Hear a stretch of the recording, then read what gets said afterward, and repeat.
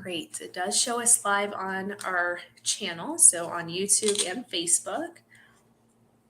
Let's double check.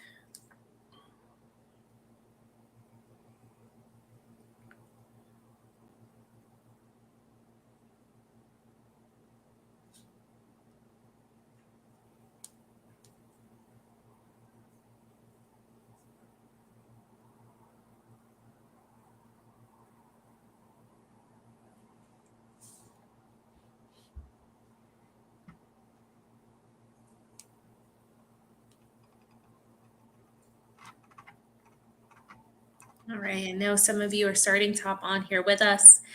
We will begin here momentarily. So if you are starting to engage, please feel free to react to this video. You can also start making comments so we can start pulling those up on our screen here in less than a minute or so, since most of you are early today, which is great.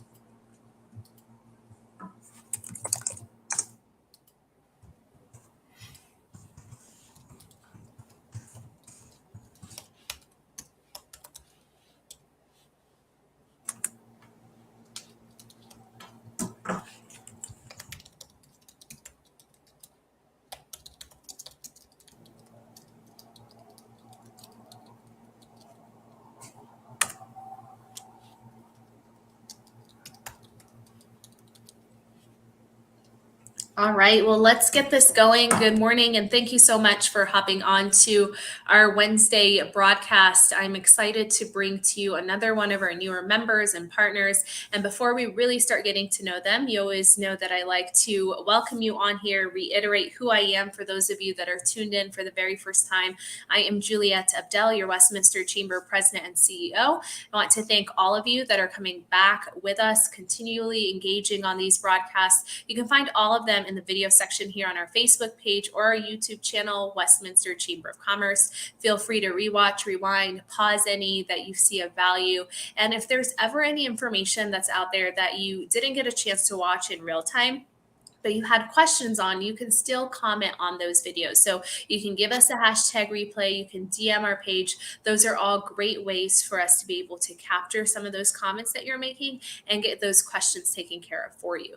Now, if you're not already engaged with us on all of our social media platforms, we're on Twitter and Instagram at Westy Chamber, and we're even on LinkedIn, Westminster Chamber of Commerce, where you can find us sharing some various information on what's going on here in our organization and around our community. Now, familiarize yourself with the comment section on this video. This is the feature that we'll pull any questions from for our guests that's here today. We'll pull any comments as well. We love those morning pleasantries that you guys give us or humorous remarks that you might make, but it is supposed to be a very informative discussion and very engaging, and we can only be engaging if you are engaging with us. So help us do that job by commenting in the chat section.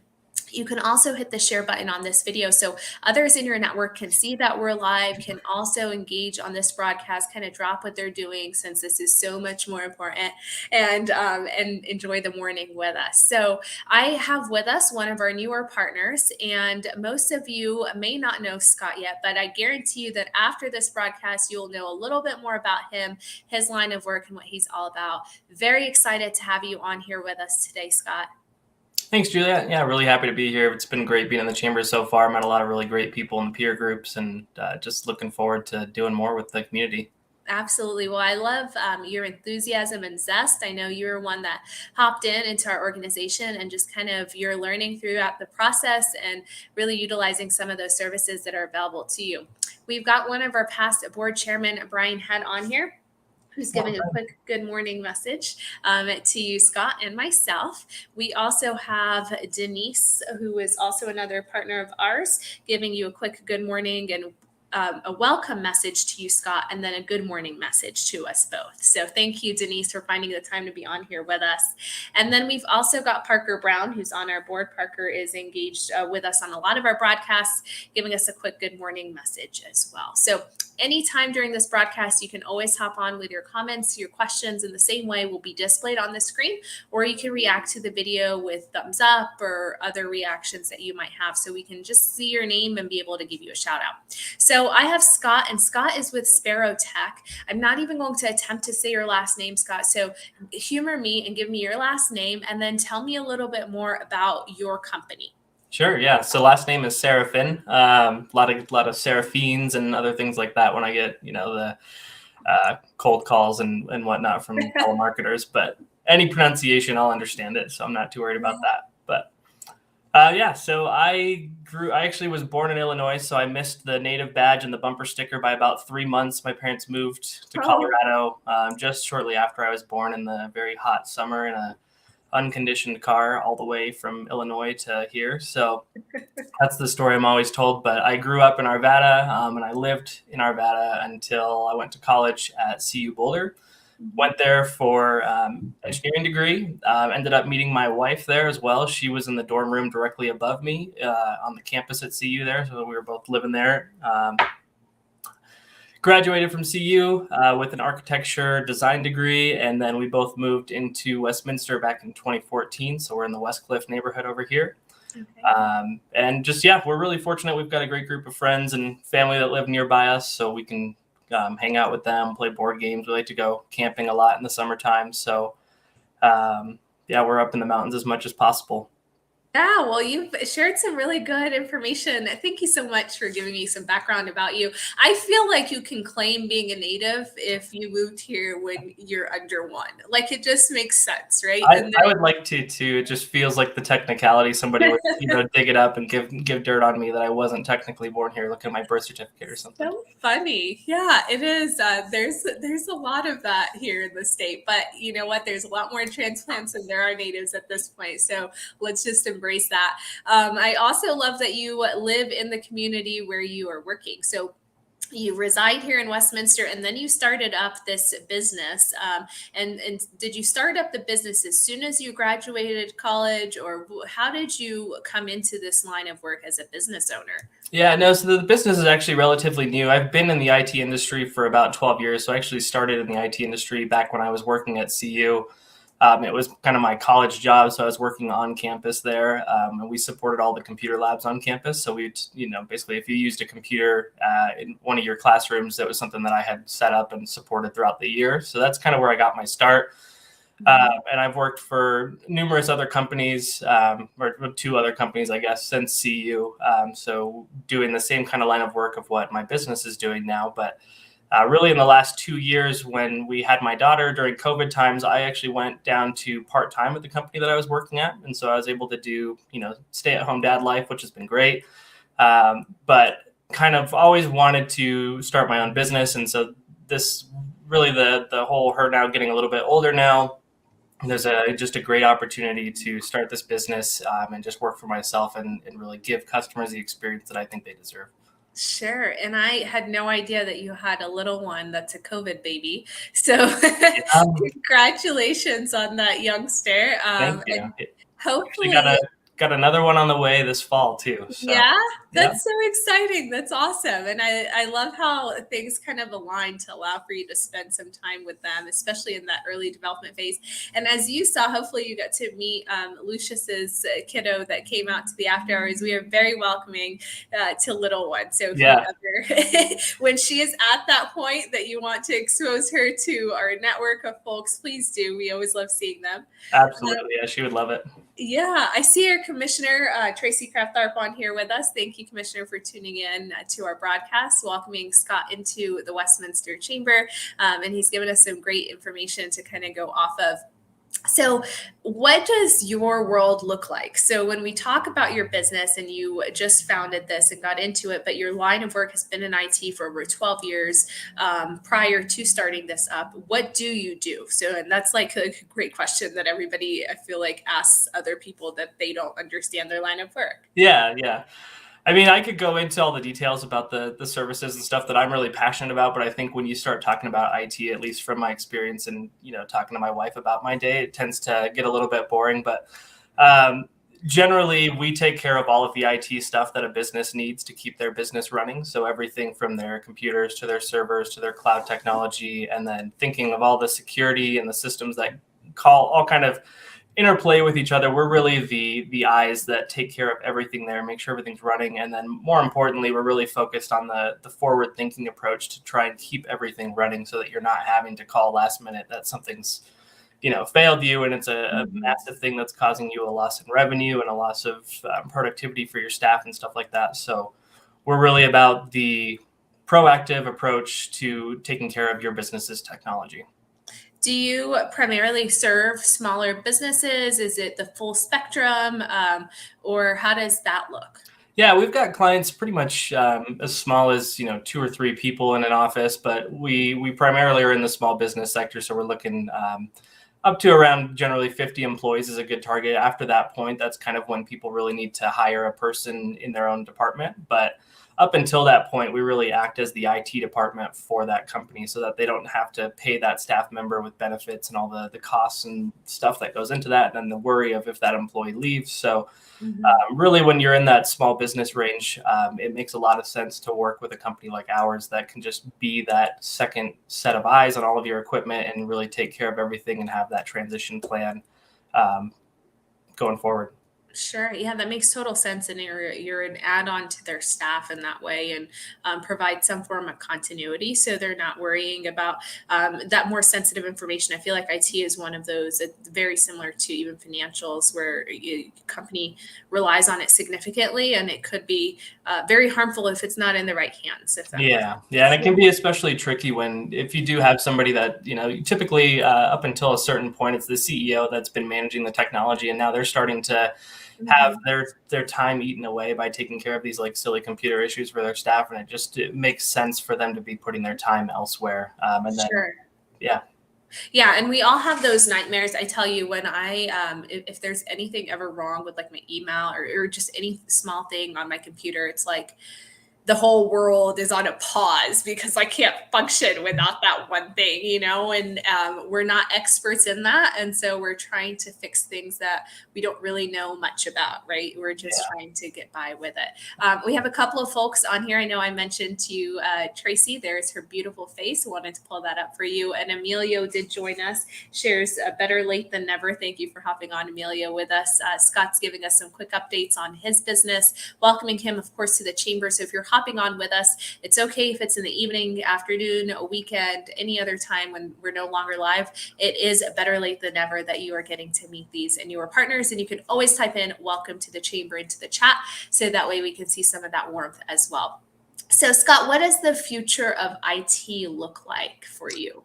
I mean, for me, it's continuing to support these businesses that really need IT support. I mean, IT has become such an integral part of everybody's business, regardless of if you're just I don't know, if you're just a small person, you got email, you need that up and running. But if you're a big company, your whole staff is dependent on the computers and the technology that you're using to deliver business now more than really ever. So IT is definitely not something that's not going away. And I think as the industry or the IT industry starts to change a little bit, we're starting to see a lot more regulation and compliance standards for different businesses. So you might be familiar with like HIPAA or PCI or SOX. So those are kind of standards that have been put in place by those industries, and businesses have to conform to those. So we're starting to see a lot more of that come into play. But I think the CPA space is probably going to be one of the next ones that's going to have some regulations around it, just because the amount of sensitive data that people are dealing with. So that's really where I'm starting to see things heading. It's towards that compliance kind of standard. Yeah, that makes total sense when you explain it like that. And so this actually it's a perfect parlay into the next set of questions that I'm going to ask you. And this is always my favorite part of the broadcast, because it's generally things that have been on our minds, or we've thought of or we may have heard, but we don't know what we don't know. And so, because you're my expert that's on here with us in IT, I get to field your way some myths that we hear or that we may feel about your type of work. And I'm going to give you the opportunity, of course, to answer that as best as you would like to or as in depth as you would like to. For those of you that are on this broadcast with us and are tuned in, if you have questions that are in addition to what I'm asking Scott, or thoughts that come up that you want us to address, you can type those into the chat so I'm not the only one peppering Scott, although I don't mind doing this at all. But sometimes it's always best to hear from other guests as well. So this one you've already kind of alluded to, Scott, and that is kind of your line of work is more around the outsourcing and this myth that IT outsourcing is dead. Do you think that that is true based on what you're just telling me?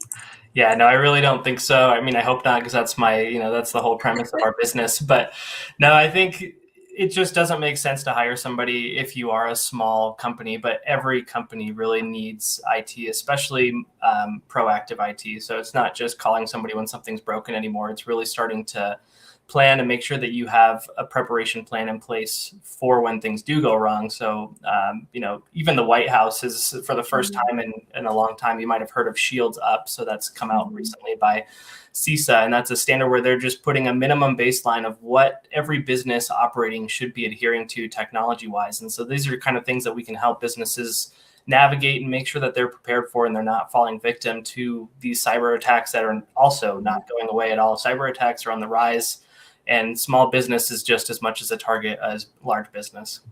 Yeah, super well said for sure. Here's another one that I want to throw your way, and that is not this one because you just answered it for me. This next one's going to be around it being outsourced, right? So we talk about IT, we're talking about a business that's hiring you to provide them with those services that you're sharing that you offer. And this comes into play often as the business is growing, or maybe when we have those managers or bosses that are trying to do a little bit of every single thing. And so they may feel like they have little control over their projects. Is that the reality of when you do outsource, that you have no control over your organization's projects?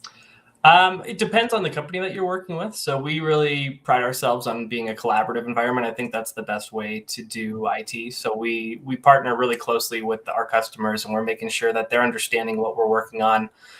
We give full access to the documentation that we have on their platform and their network and all that stuff. So they're always in the loop on what's happening within their environment. If they want to pack up and leave and go to a different provider, that's perfectly fine. We understand that. And but yeah, no, we try to keep an open communication back and forth. It's never a one-sided thing where they're just paying us and they don't know what's happening. We're always keeping them in the loop if there is a project going on. Just constant communication is key. Yeah, sure. That makes sense. And it makes sense with everything, but I feel like even with this more so. Here's another question for you, Scott. And you're doing terrific, by the way, with answering these for me. I know I'm just like throwing them completely out there. For those of you that are hopping on with us, we've got Scott from Sparrow Tech, and he has walked us through who he is and how he got to Colorado, where he grew up, where he currently lives. Even talked to us a little bit about his little ones and founding this company that he did just fairly recently and connecting with our organization and in the community. So we enjoy having Scott on here. Scott's also given us some answers along the lines of what the future of IT looks like, and he's gone in detail about what services his company provides. So at this point, we're in the Q&A period. If you have any questions around IT, now's the time to be asking them, because we only have Scott for a little bit, and I want to make sure that we can ask him any of those questions. So here's a quick myth as well, and that is your company's security will suffer. Do you believe that when a business does outsource, that there is a level of risk that's involved in it? And if there is it more so because it's an external company, or is it the same as even having someone in-house?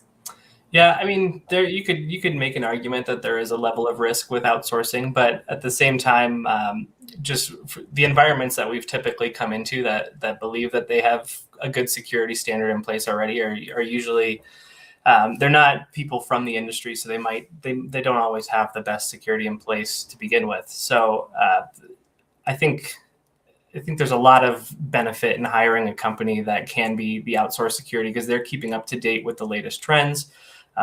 These cybersecurity threats are changing so quickly, from phishing emails to the ransomware attacks. And then now even the ransomware attacks are no longer just doing, they used to do just crypto your files. So they would encrypt your files and then you'd have to pay a ransom to get them back.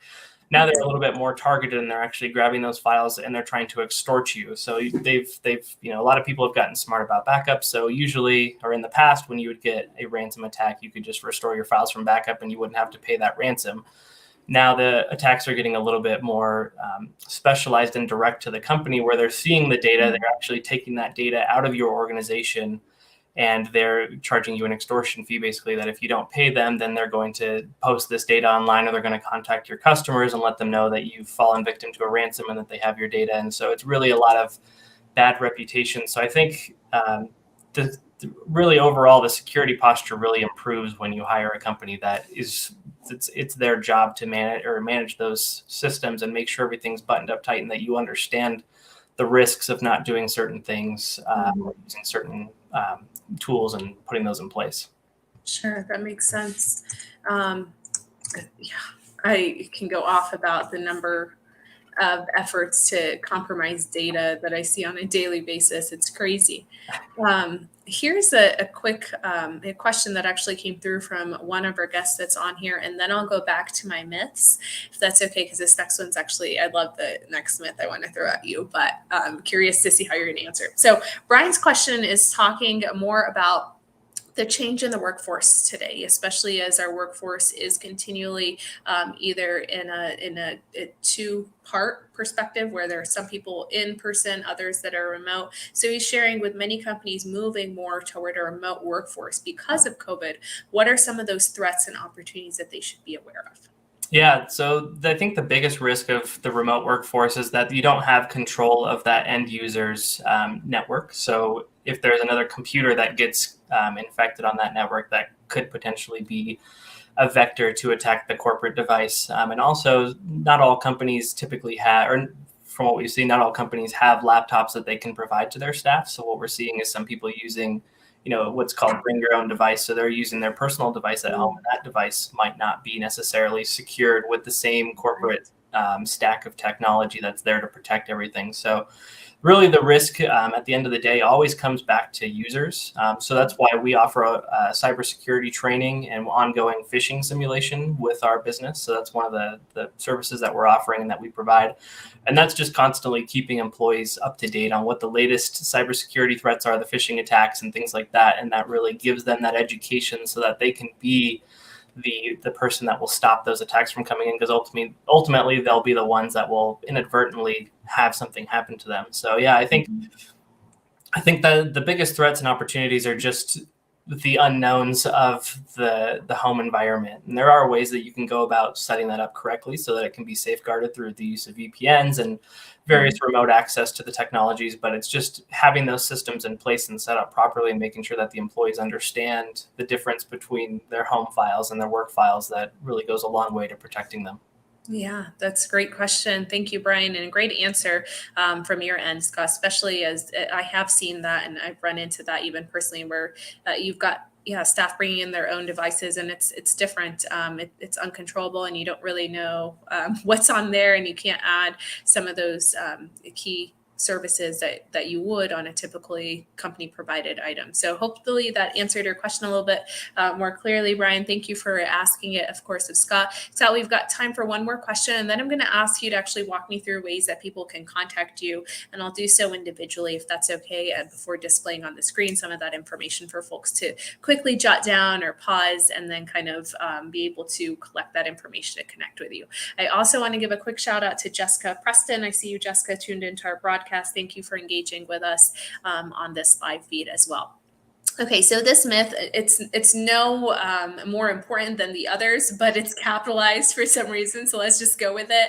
And it's saying that you are superhuman and you have the ability to fix any computer. And I forgot my cape, but we have been referred to as superheroes occasionally, but no, I don't think we have superhuman abilities. We just this is our line of work. I don't expect to know all the ins and outs of my taxes, and that's why I hire a CPA to deal with that aspect for me. Same way with IT. You can know a lot of things, but I think unless this is your job and this is what your expertise is in, it's something that a lot of people get frustrated by, and it's not something that they want to spend their time doing. And that's why you get the benefit of hiring a company that actually, has the skills and the tool sets to manage everything and deal with the issues as they come up.